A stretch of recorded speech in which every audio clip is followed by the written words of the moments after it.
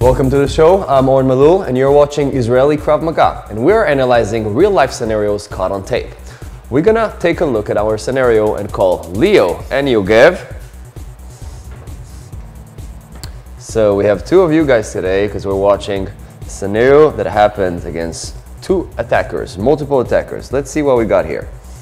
So as you can see, there is kind of a balcony and a guy that is running towards another guy with a baseball bat. He is attacking him, and then there's another guy joining, and he is as well with a baton, another baseball bat. So as you can see, they're attacking him a couple of times with their bat, and in the end they're even grabbing him and simply throwing him through the balcony. Definitely not easy, but let's see what kind of self-defense lessons we can learn out of it. I'm gonna ask Leo and Yogev to come from this direction, and what you're gonna be doing is you're gonna come just like in the video, one by one. As you can see in this scenario, the first attacker is coming, and then there is a gap of 9-10 seconds till the other attacker is coming with the baseball bat. Okay, we're using a stick. We have to say that it's going to be exactly the same defense. Let's see what happens. Leo, you're going to come first. Yogev, you're going to be counting even less. Count 5 seconds and just come. Okay, and attack.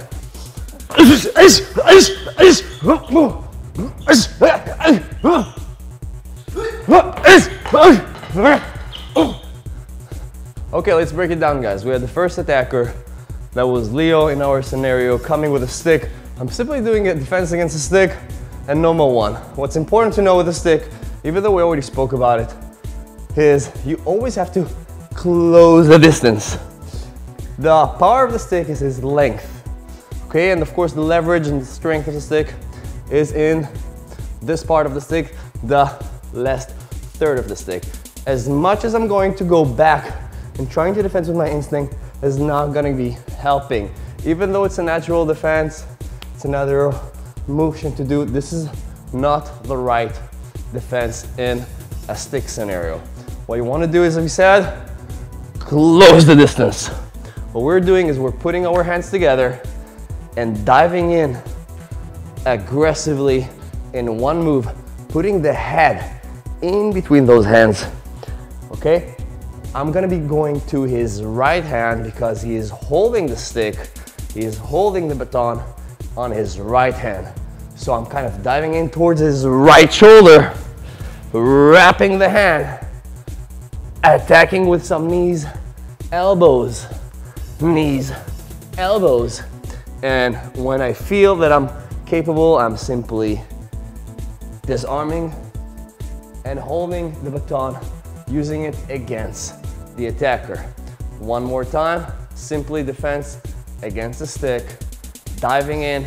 Instead of reacting with my instinct, I want to dive in as strong as possible, hands together, extended towards the right shoulder, wrapping the hand, knees, knees, elbows, knees, hammer if needed, disarm the stick, use the stick against. Then we had the second attacker. Now when I have a stick, I'm not going to do the same defense all over again because I have a tool that I can use his length.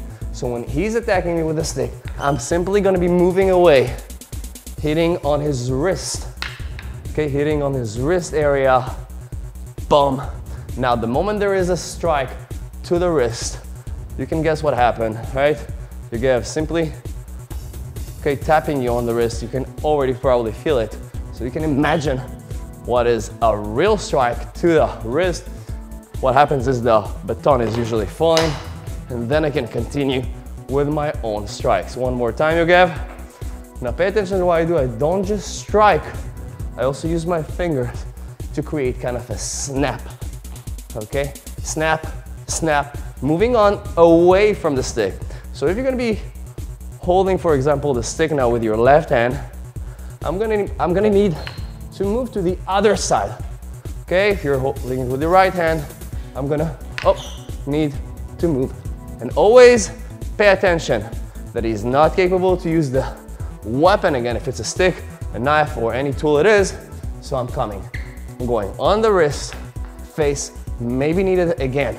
And don't forget that if you need your legs, they're also there for you. Now, of course, this scenario we had is not that easy to handle.